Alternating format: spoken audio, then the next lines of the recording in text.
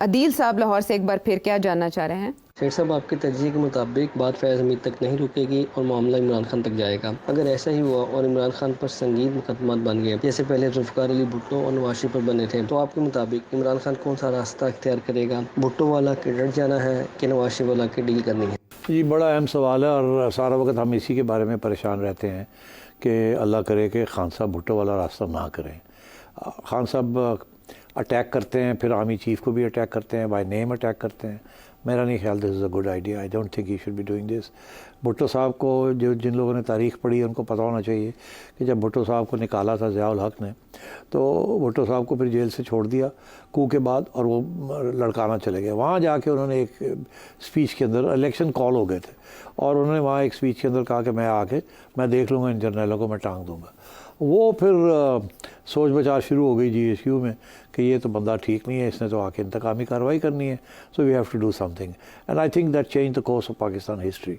तो मेरा ख्याल है इस किस्म की बयानबाजी नहीं करनी चाहिए, रास्ते खुले छोड़ने चाहिए। अभी आर्मी चीफ़ की तरफ से भी एक बहुत इंपॉर्टेंट स्टेटमेंट आया है कि हमें अपने ज़ाती नफ़रत जो है, पर्सनल हेट्रेड्स और पर्सनल, इसको अहमियत नहीं देनी चाहिए। यही कहा उन्होंने अभी कल ही ऐसी बात कही है। तो मेरा ख्याल है ये उनकी तरफ से इशारा है कि he is prepared to forgive and forget, provided Khan sahab भी थोड़ा सा अपनी नफ़रत जो उनकी है, जो कि सियासत के ऊपर नज़रअंदाज हो रही है, उसको ज़रा ख्याल किया जाए। खान साहब ने जवाब भी दिया इसका और खान साहब जो हैं वो मेरा नहीं ख्याल अभी मूड में है, मगर मेरा ख्याल है वो एक सियासी पहलू भी हो सकता है। अभी ये जो सारी इनिशिएटिव शुरू हुआ है, जिसकी बात अब चार्टर ऑफ डेमोक्रेसी की बात हुई, मेरा ख्याल है कि अगर खान साहब इसमें हिस्सा लें तो ये सबका फ़ायदा है इसके अंदर। और मैंने अभी भी कहा कि मेरा नहीं ख्याल इस्टेब्लिशमेंट इसको अपोज़ करेगी। तो खान साहब को बात समझ आनी चाहिए। खान साहब के पाकिस्तान के सबके इंटरेस्ट में यही है कि कोई रास्ता निकाला जाए और खान साहब जो हैं उनके लिए रास्ता निकाला जाए। खान साहब अपने लिए रास्ते बंद कर रहे हैं, मगर वो कॉम्प्रोमाइज़ के बेसिस के ऊपर ही होगा।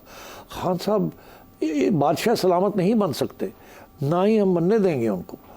ये मुल्क एक आइन के मुताबिक इसको चलना है, और अगर खान साहब आइन के मुताबिक नहीं चलेंगे तो फिर कोई भी नहीं चलेगा, ना इस्टेब्लिशमेंट चलेगी, ना सियासी जमातें चलेंगी, and then there will be chaos and anarchy. और दुनिया कह रही है failing state will become a failed state. तो अब खान साहब के ऊपर बहुत बड़ी जिम्मेदारी है। He has to negotiate an opening.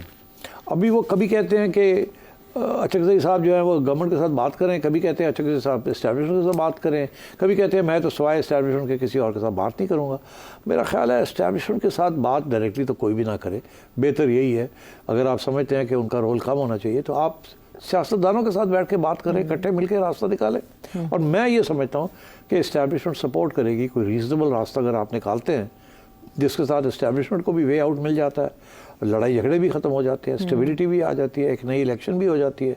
और अगर उस इलेक्शन में आवाम चाहती है कि खान साहब आ जाए तो खान साहब भी आ जाए, मगर एक तरीके के साथ ये सारी ट्रांजिशन हो, नफ़रत और हेट्रेड और वेंजेंस इसके बेसिस पे ना हो।